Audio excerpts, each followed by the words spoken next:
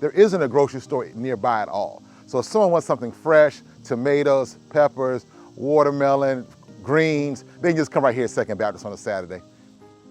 So this side of the community is often looked over and left out of urban development, resources, grocery stores. Like I said, there aren't any real grocery stores on this side of town. Where I can take you to a different side of town and literally there's a grocery store, a nice grocery store on every other corner. Where Second Baptist is located, that zip code and that census area has the highest rates of hypertension, diabetes, and obesity of anywhere else in the city. There was a direct correlation between diet and those chronic illnesses. And one of the things that this community was in need of was some fresh food options.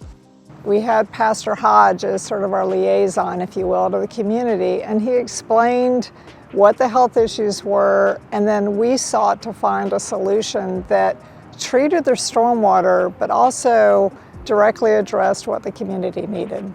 Second Baptist Church had a lot of hard surfaces. Their roof, they had a 5-acre parking lot. So our job was to find ways to capture that rainfall and let it soak in before it moved into the storm drain. And we were able to do a huge stormwater project.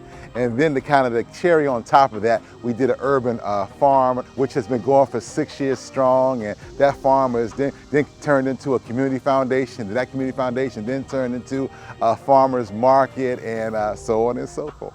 I got into the garden because of my family history of heart disease, kidney disease, diabetes. And when it comes down to it, it's what you put in your body. If I want to live a quality life, I need to change the way that I eat. So when we had the opportunity to have a mini market inside the church, I saw the impact there because people would come back to me and say, I didn't cook before you started selling vegetables. I would not cook. Now you got me cooking. Farming and growing food is something now that has become a regular part of our vocabulary in the church. We always look at the garden as a way to ground yourself. Everything starts from the earth. So you come back in here, get your hands in the dirt, that energy, you ground yourself back into God's creation and then build back on that foundation. The beauty of the Second Baptist Project is it has just grown exponentially. Those are the best types of projects when you find that intersection between a water quality need and a community need.